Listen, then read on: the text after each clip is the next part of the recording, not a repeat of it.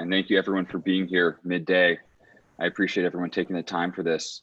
Just a quick agenda, as Bob sort of mentioned, just a really brief market update. Bob touched on a lot of this already. Then we're going to go into some sector analysis, going over 3 primary building blocks for a portfolio and give some insights on them and some recommendations at this time. So just a quick update on the economic situation. Front and center, we have the virus. Of course, in China, luckily, things are going quite well, which is amazing. However, other places in the world are still struggling. So that's been consideration for participants and investors, and something that we're very wary of right now. Also currently, as a result of this, the Fed has been the Federal Reserve in the US has been printing quite a bit of money and injecting that money into markets. So they're doing this through, just buying treasuries, buying certain funds, but really just all in an effort to support the market. As a result, stock markets are back up close to all-time highs, basically where they were pre-pandemic levels. So given, despite a lot of uncertainty and changes in the landscape, the market is essentially back to where it was. So also something to think about as we're investing in this landscape. Also, of course, there's on the geopolitical side, some tensions between different countries. So also important to be thinking through those. So the first building block I'm going to be talking about are equities, so stocks. And right here on a broad macro view, we have a few of the bigger indices in the US. So the dark blue line, that's that middle line there, is the S&P 500, essentially flat, down just marginally. This is a year-to-date chart. So since the beginning of the year, the S&P is about flat. The light blue line, that just below the bottom one is the Dow Jones, down about 7%. And then we have the purple line, which is the NASDAQ. You can see strong outperformance across the board, up about 22% year to date. So first question, why is the NASDAQ outperforming the way it is? So the NASDAQ is primarily technology companies. And in general, tech has outperformed, as I mentioned, this year. A lot of people believe that that the tech industry is fully insulated from COVID. I'd say that's up for debate a little bit. Certainly businesses are moving online. A lot more people are working from home. People are buying more stuff from home.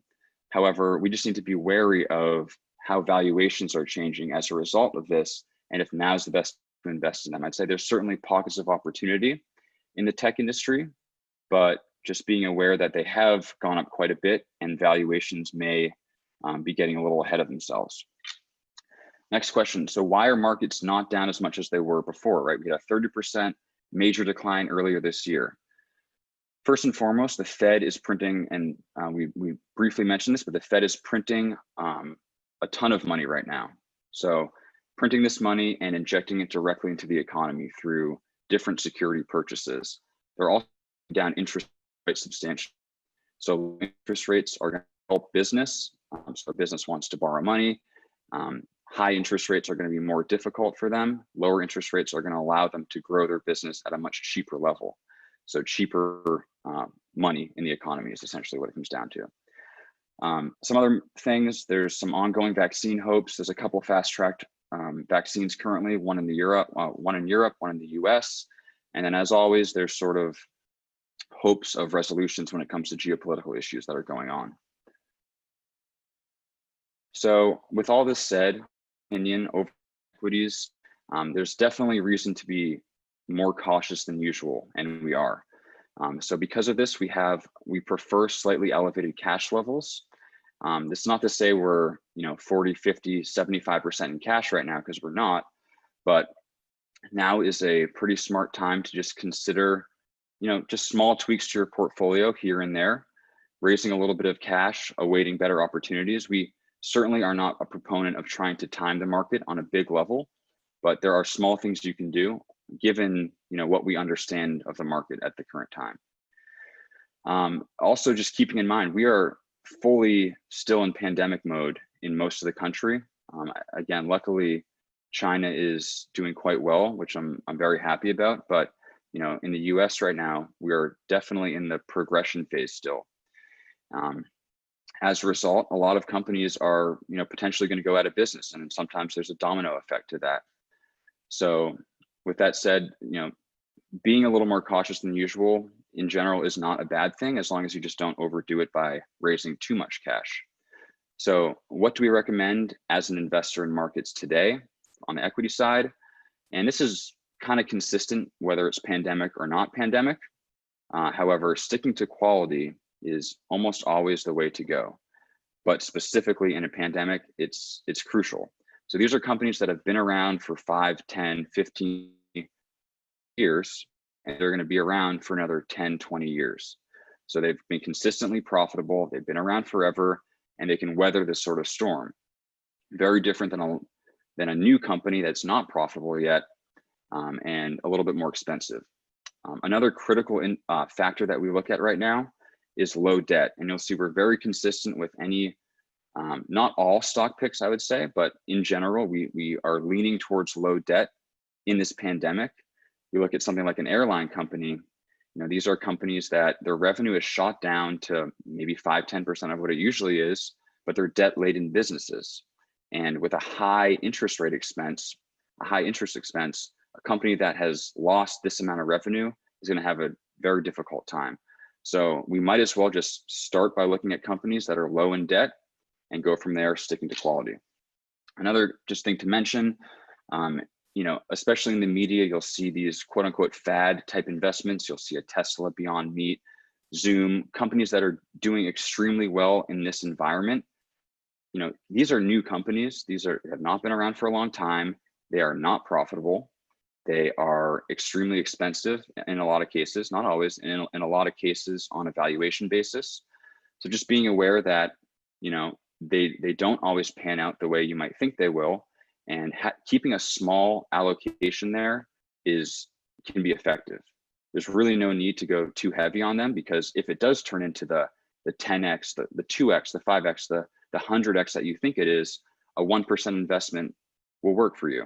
And we're a big proponent of minimizing risk over time. So in terms of specific things that we're buying and that we're looking at on a sector basis, we like the financial industry, specifically community banks. The current industry is difficult for financials. Interest rates are super low, meaning profit margins for banks are going to be a little bit lower.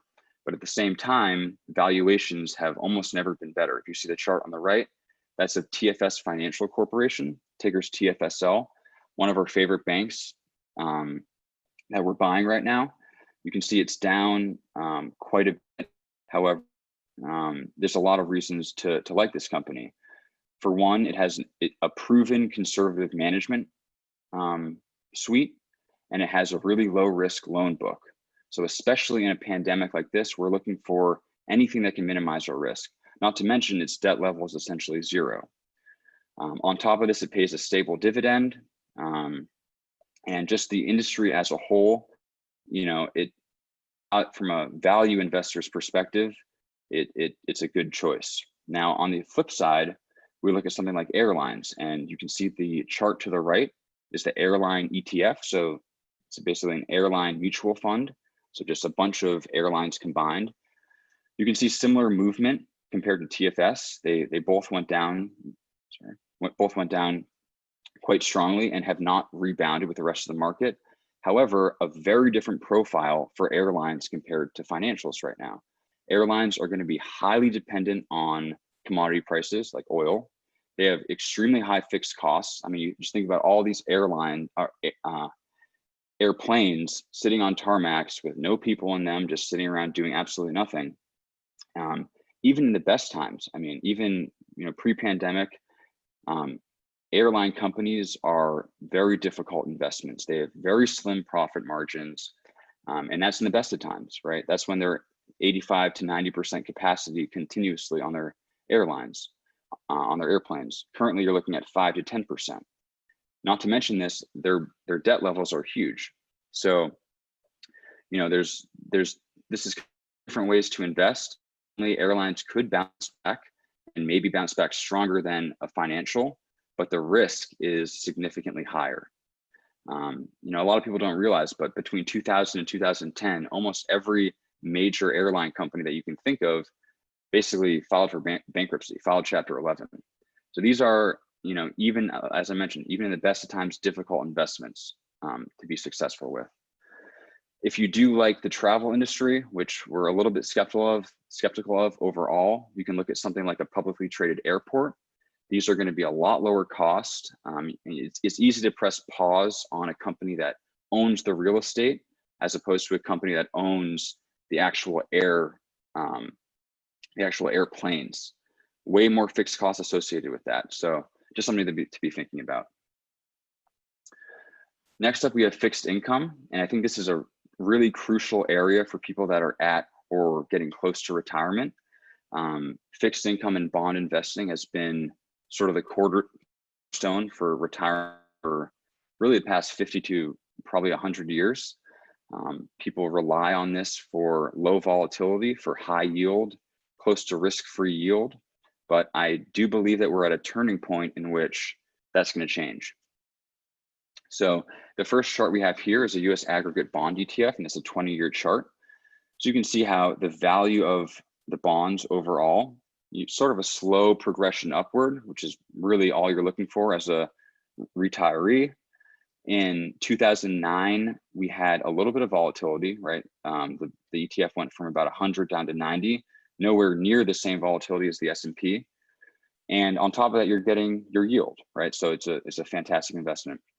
The next chart we have is the 10-year yield 70-year chart. So it's a longer chart, but you can see how starting in 1980, we had yields pretty consistently. I mean, that's for about 30, 40 years, just consistently going down. And now we're at a point where yields are at basically zero. So you can see that relationship there where yields are going down over time and the bond prices themselves are going up. So you buy a bond, yes, okay, over the past 10 years, the yield, the interest you make has slightly decreased. However, you're still happy because you have capital gains attached to that bond that you bought. But now we're in a different situation. Right, so as I mentioned, we have an inverse relationship between interest rates and bonds, bond prices. Now the Fed, as I talked about, has reduced interest rates to about 0%. Right now, the 10-year yield's at about 0.5%, so very close to 0%.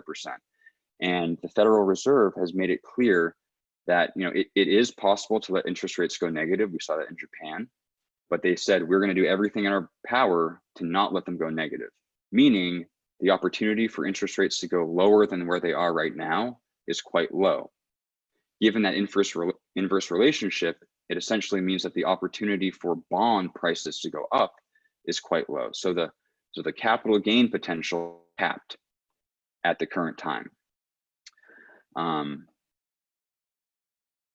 Right. So other reasons for some strong performance in bonds, just to quickly go over. As I mentioned, the Fed has been buying a variety of securities, but they've specifically been buying things like treasuries and bond funds. And we've also seen a flight to safety through this pandemic. People buying up things like precious metals, buying up things like bonds, really just trying to get out of the risky stuff. So staying away from things like stocks. So as I mentioned, US interest rates will likely never go negative. Given that, if yields can't go down, prices can't go up. And if you're a retiree or you're somebody that is relying on yield, you're in a situation where your capital appreciation on your bonds is limited and the yield is close to zero, right? So it's not the best profile for somebody looking for good retirement options. Now, we need to be looking at alternatives. So what do we recommend? First and foremost, there are pockets of opportunity within the bond industry. Municipal bonds are state bonds. So there's a variety of government bonds out there. Treasuries are the lowest risk. These are just your average government bond. Then you have municipal bonds. These are state bonds. So think of like a New York state bond or a California bond. These are marginally more risky than a treasury, but the yield is significantly higher. And they're really not too much more risky. They're still essentially a government bond. So you have a little bit more risk attached to them, but a significantly higher yield. Outside of fixed income as a whole, I think there's going to be a major shift to other yield generating securities. So we've sort of talked about them a little bit, but dividend stocks are a fantastic option. When we talk about financials, we'll go over some other companies that provide yield and are attractively priced. So you have the opportunity for capital gains and you get the yield. Something like closed-end is another great place to look. You can get 6 to 9%. This is something we specialize in. I highly recommend becoming an expert on closed-end funds before you invest in them. If you have any questions about them, I'm happy to answer them at a later time. But this is a pretty solid place to look. And then of course, looking outside of just your typical investment account as something like real estate is another good option, and people should be thinking of that. So as I mentioned, municipal bonds is a good place to start looking. Specifically, a ticker that is attractively priced right now. Really anything in the NUVEEN, NUVEEN suite of funds is pretty high quality, but specifically NEA is the ticker. Pretty attractively priced. It's trading at a discount and it has about a 5% yield. So significantly higher yield than your average treasury at maybe 1%. And it's attractively priced. Also looking at dividend stocks. So I mentioned TFSL is a fantastic option.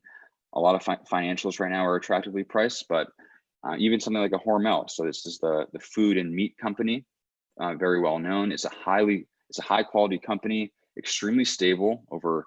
I mean, if you look at the stock chart of Hormel over this pandemic, it's completely different than your average company. It's very good at weathering the storm.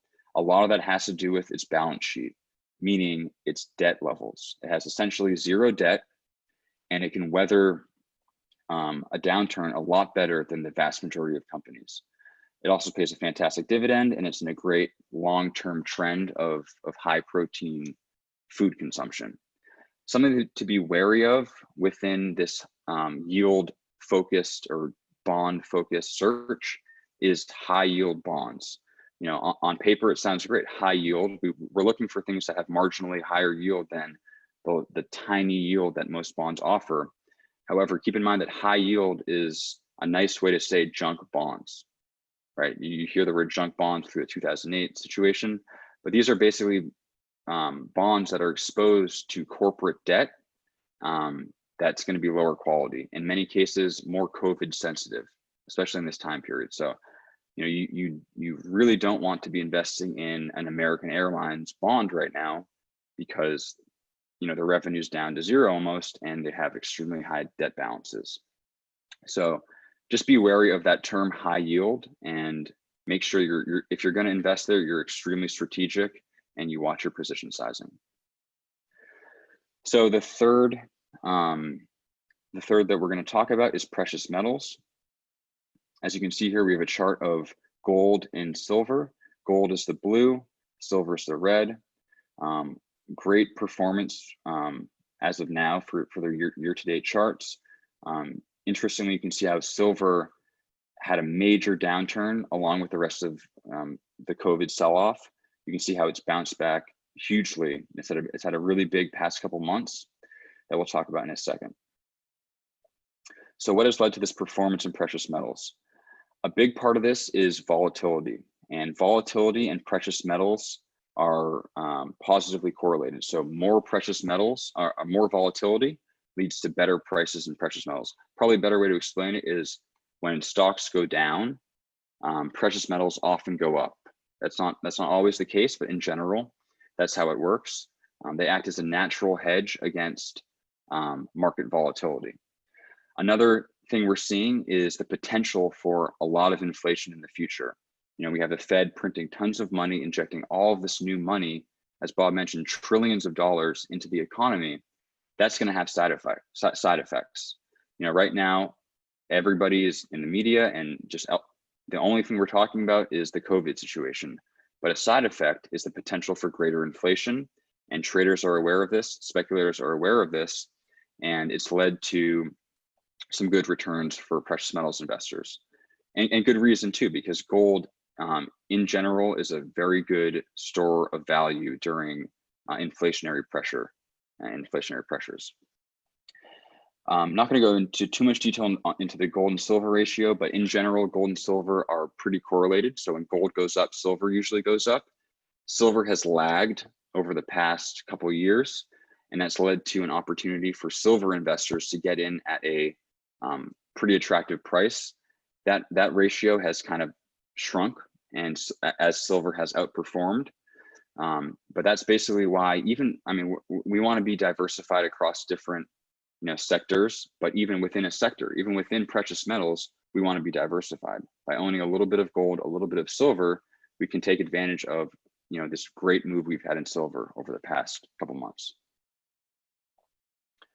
Other things to keep in mind on the precious metal side, anytime there's a major upswing, really in any security, you can always expect a cool off period, not necessarily going to happen, but just to be aware of if you're a new investor in precious metals. However, over the long term, gold and other precious metals are extremely solid investments and have proven to be critical components to a diversified portfolio. The amount that you want to own is sort of dependent on your risk level, your thoughts on the market, your age, things like that. But at a minimum, we like to have at least 5% of our portfolios invested in precious metals. Something like 75% gold to 25% silver is a decent starting point if you're just starting to think about it, or even just all of it into gold would also work. But again, we work with clients that have up to 50% of their or 100% in gold or silver. It really just depends on your situation. So in terms of how to get exposure to these, I mentioned that gold and silver are the two precious metals that we would recommend buying, starting with. You can gain exposure by going to a pawn shop or going to a bank and literally buying the coins, buying the physical metal. But a more convenient way to do it is through two funds. GLD represents gold, SLV represents silver. These aren't algorithmically derived gold prices and silver prices. These are funds that have the backing that are tracked by physical gold in a safe somewhere. So you don't need to worry about, you're going to get some clear exposure to the actual price of the metal. So if gold goes up 1%, there's a marginal fee attached to it, but you're going to essentially get your 1% in gains. So GLD and SLV are great options. Something to be wary of are individual gold mining companies. Gold mining companies in general, they're not going to have the best management teams compared to like a Google or an Apple. So just being aware of that. They're also not the highest quality businesses. However, there are opportunities to invest in them, and we do partake in some trading on this front. Just be aware that they're not quite the same as investing in the actual metal. As you can see from this chart, over the long term, they don't quite hold as much value as just buying gold. So gold is that blue, and red is a gold miner ETF. But certainly there's opportunities within that space to make money. You just need to be strategic. Okay, so some final thoughts on portfolio positioning. Really just the main point is that everybody's portfolio is different, and you need to have a real conversation with yourself about what works for you. What is your risk level? What was your performance over this volatility that we've seen? Was it in line with your expectations, or was it not in line with your expectations? We're in a pretty unique situation where the market crashed and it's rebounded quite strongly. It's a pretty good opportunity to recognize what happened and think, 30% declines happen. They've happened this year, 2008, they will happen again.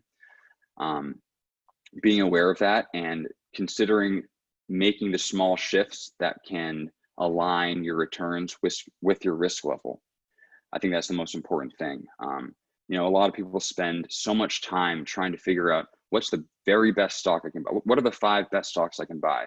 They have a 5 stock portfolio, but really if they just said, what's the percentage of stocks to bonds to gold and a variety of other things, but those are the primary ones. If I can get that percentage down, that is what's going to lead to long-term returns overall, that align with your risk level.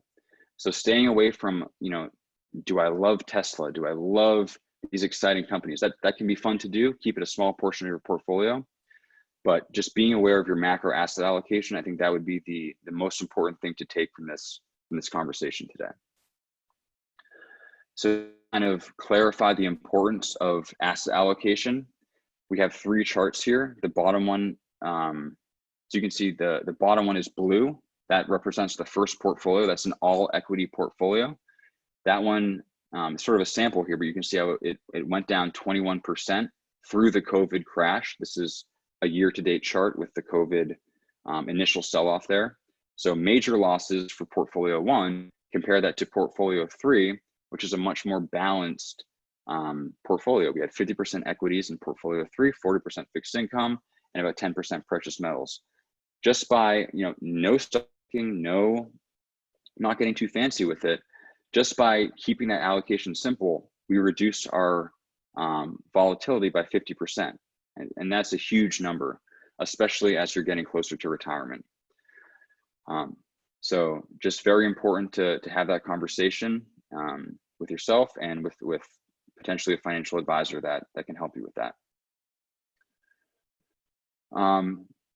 Just quickly running through this. So our company, and Bob's gone through most of this, but our services are investment management and hourly portfolio management. Those are the 2 ones that we do. We build portfolios for individuals and help them align their returns with their goal. And we also work on more sort of hourly research on more bespoke trading strategies. But with that, I'm going to put it up for questions. And again, thank you so much for taking the time out of your day, and we appreciate it.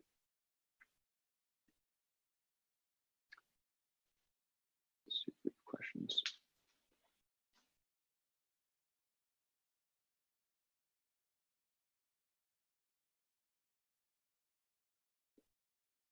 Okay. All right. So any questions, please feel free to post them. Anything and everything, we're happy to take them.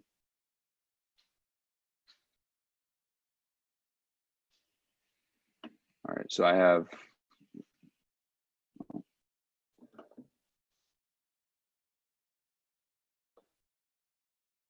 okay, so one question that we got was what do we think of big global banks versus regional banks? The financial industry is sort of unique right now. With low interest rates, it's going to definitely affect profitability, but I will say that in the US, really the big driver here is that the demand for loans is quite different than a place like Europe, right? We had interest rates go close to 0 in Europe, and that has led to some difficult share price movement for the banks there. But a lot of that has to do with the economic activity and what a bank can charge for on a loan. Now, even though interest rates are essentially 0 in the US, the demand for loans is significantly higher than it is pretty much anywhere else in the world. So even though the interest rate is 0.5%, let's say, the US banks can get away with charging 2, 3, 4% on the loans that come in, just because there's a significantly higher demand for those loans. So that's sort of a macro level, why do US banks make sense at this time period, given the low interest rates? And then specifically looking at regional banks, regional banks are great because we can specifically target areas of the economy that we like. Perhaps we like New York mortgages a lot more than we like California corporate debt. By focusing on a New York bank, for example, we get exposure to the loans that we specifically like, whereas investing in a Goldman Sachs, a Wells Fargo, a JP Morgan, you're going to get more diversified exposure. So there's definitely pros and cons. Again, I mentioned that we do like community banks, but the overall sector as a whole is pretty attractively priced. So it really just depends on what you're looking for. Any follow-up questions to that, I'm happy to answer as well.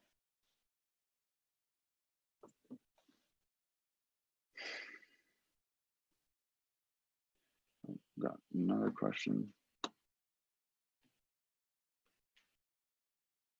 Okay, so another question is, what happens if I only have cash right now? So for example, you're just starting out, or you possibly made some changes through the situation and your cash balances are elevated. I would say that what we've studied and what we've learned firsthand as well is that trying to time the market is not the way to go. It can feel like the best move at the time, because you may feel like you have the tip, you learned something, you saw something on TV, but the stock is notoriously hard on people that try to time the market. So let's say you're 50% in cash right now. Creating a consistent investment schedule is a really great place to start. Take the emotion out of it. Let's say you're 50% cash, and you say over the next 6 months, I want to become fully allocated. Put 5% to work every, what is it, 2 weeks or so that by the next 6 months you're fully allocated. Take the emotion completely out of it, and be strong. Say every Monday, every Friday, I'm going to be allocating those funds. So definitely avoiding timing the market and staying consistent. Okay, so where's there more demand for cash loans in the US than other areas? So it really depends on the type of loan, but in general, well, I'd say the first thing to think about is looking at the quality of the loans. The demand for loans is pretty consistent, I would say, in the US as a whole over other places. But when you're starting to look more critically at the US, looking at the quality of the loans is more important than where the demand comes from. So we would look at quality of a New York mortgage versus the quality of a mortgage place that's maybe has lower income, something like that. You might get more upside from a place that's not like New York, for example. But in terms of where's there more demand, it's more of a quality issue that we look at. And I would say higher income areas are going to be where we're specifically looking at. Yeah, I hope that answers most of the question.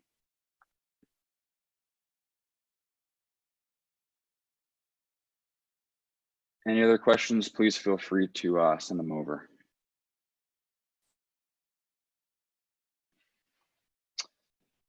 Okay, so I think, yeah, so we have our QR here. Please feel free to add myself or Bob if you have any follow-up questions, or really any questions over the content of this conversation. But again, really appreciate everybody's time midday to come listen to this, and looking forward to talking again soon. Thank you.